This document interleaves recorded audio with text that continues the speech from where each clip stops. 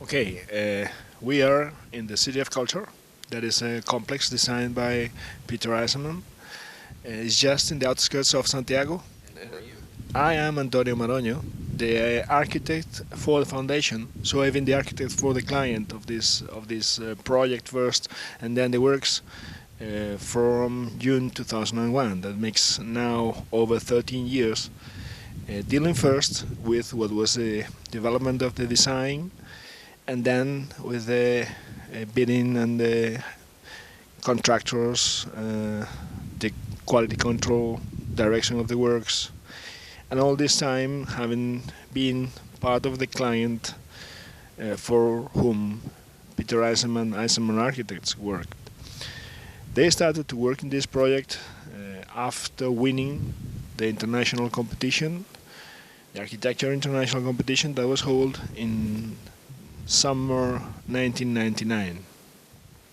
So for the first year and a half, they were developing what we call here in Spain basic project. That is a architecture design, and then they were starting to develop what we call here the execution documents. And along these years, there have been some changes in the teams that worked, different consultants that worked for the development of that project, significantly from the end of November 2002. There was a team that was formed by Andrés Perea, which is a well-known Spanish architect, and an engineering consultant from Madrid, that's Eurostudios, that finally did develop the execution documents, working under the design and the direction and supervision of Eisenman Architects from New York. So at that time, we already started the works. In June 2001, the works started by land leveling work that lasted for the first 6 months of the construction, that is the rest of 2001.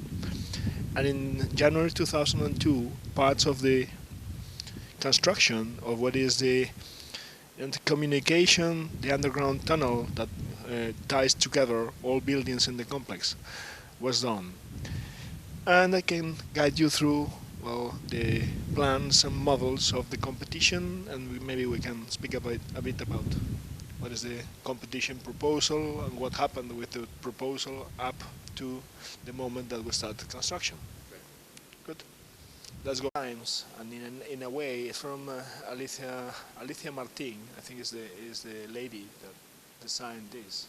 The books are covering this sphere, and then get into a turmoil that looks like driving the books inside that sphere. Very nice. It is nice. Well, I think This is nice. there's an explanation for this, funny way of getting in the buildings. Oh, I'm interested. Yeah, I think I explain it better Okay, with the model, because Sure. this Really good. this is Go ahead. okay. This is the original competition model. There were two scale models in the proposals in the competition. It looks almost exactly as it's been built these years ago, for all these years, and it explains how the building's shape comes from the natural slope of the hill, and then it's like the buildings of this mountain range climbs up to what could have been the original height of the hill, and then this is its valley, and another mountain range facing eastwards. And this is the whole site. The whole site is almost 700,000 square meters, which is huge. And at this scale, the proposal looks like a piece of land art. It's like sculpturing a new mountain. In the east, the site is limited or borders the highway that is the main communication through Galicia. Galicia is a 3 million people country, and 80% of the population is along this highway. So this highway is a part of what is the E80, that is the European coastal highway facing the Atlantic Ocean. And this complex, the size of it, the original program, I think that the idea is that this city of culture is a center, a cultural center, not for Santiago de Compostela, which is around 100,000 people town, and not even to Coruña, which is around 300,000, or Vigo, which is a bit over 350,000, but for the 3 million people that live around Galicia. So estimated population now of what could reach this center in an hour and a half is near 4 million people. So it is the sensible part of what is the sense of building such a big thing in the outskirts of a town that is just 100,000 people. This is the city of culture, is a cultural center for 4 million people. Okay, and this is the other scale. Okay, that is what shows up in this model. In fact, this is a reproduction of the original model.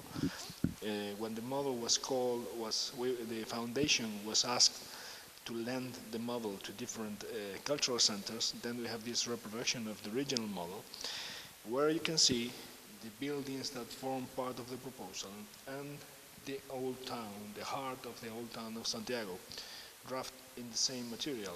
In fact, the city of Santiago is just represented roughly in the model, just the heart of the old town, and then the rest of the city is just drawn like a plan. And you can start to see here what is the topographic profile of this valley, and then how the hill, the Mont Gayas, climbs up, and how the buildings are part of this valley and this topography. And together with that, and this is where the reproduction is not so good, is a roughly drawn plan of what is old town Santiago. So you can get the size of the proposal in comparison to Santiago. You get this huge thing forming what could be similar in scale pieces that are like the urban blocks in Santiago. So Santiago is represented, and not a single building apart from the cathedral is represented. It's just a cathedral with a lighter color wooden piece is shown, and the rest just relate to what is the scale of the urban blocks and the streets that carve those blocks to form the tissue, the urban tissue. So here, what is the volumes of the project are not then buildings, but pieces of, in another reading, scale urban tissue. And then this old plan is pencil drafted over the buildings. If we can move here to what were part of the graphics and drawings of what were the competition panels. You can see, well, that valley form that comes out first, and then how this valley is imprinted with the old town plan here.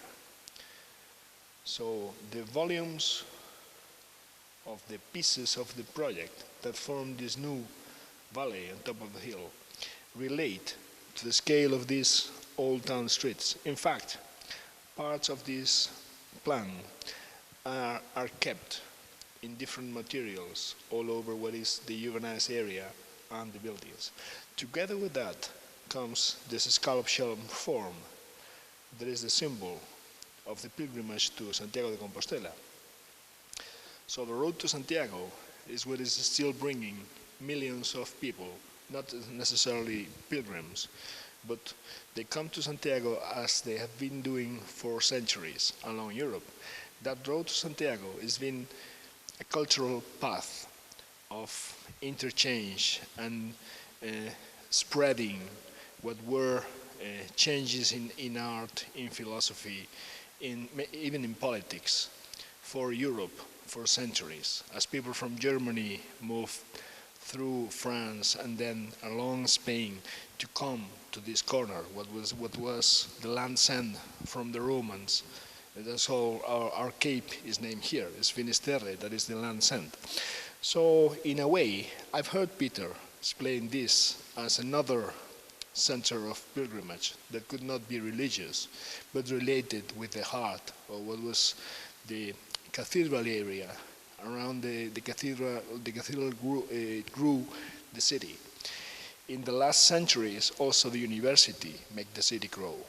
So Santiago has been a religious capital city in the Christianity, and then it's been a education university capital city in Spain for centuries.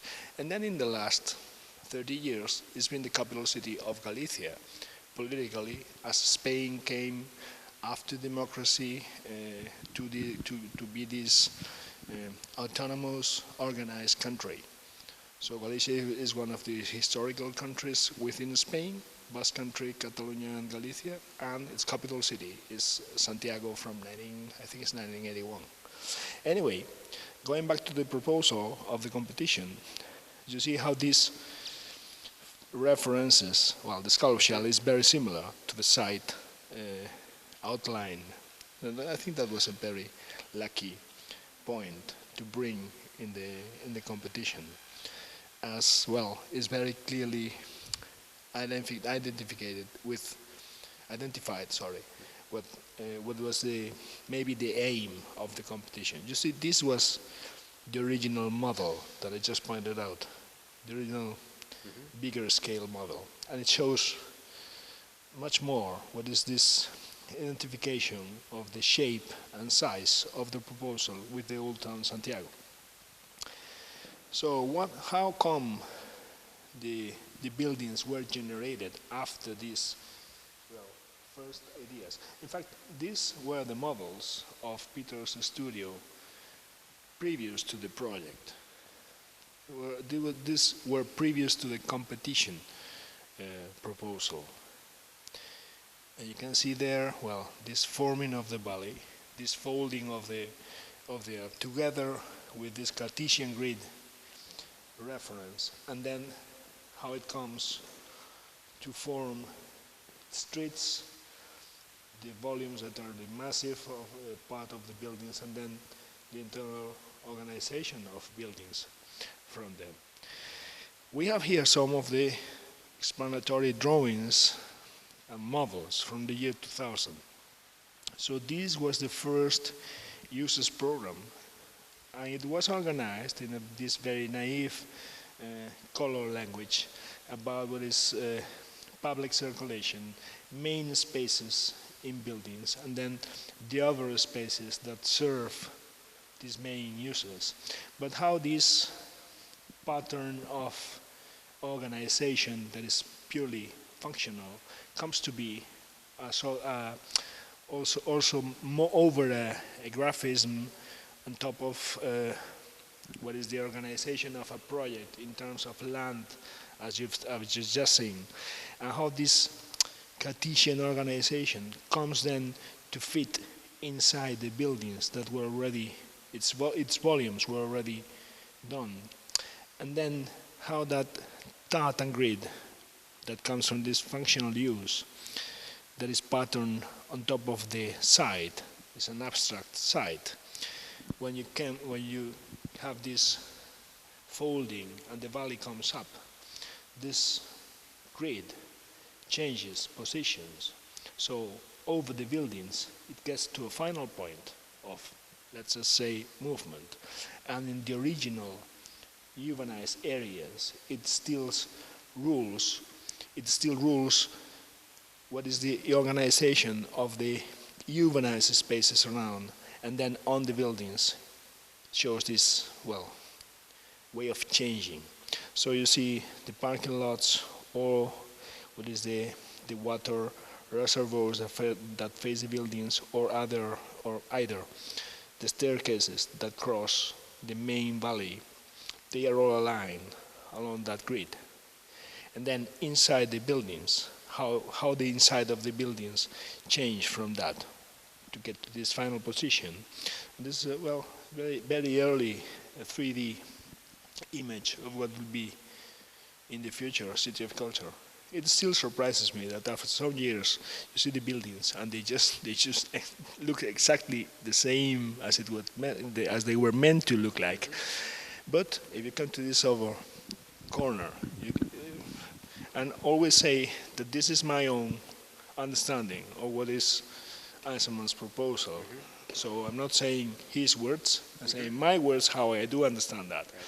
Anyway, that thought and grid moving to get to another position brings like this series of lines that are the projection of these intermediate positions of those bands to form also a grid. There's not a Cartesian grid, but it's a series of lines of reference of what they call later on the deformation bands.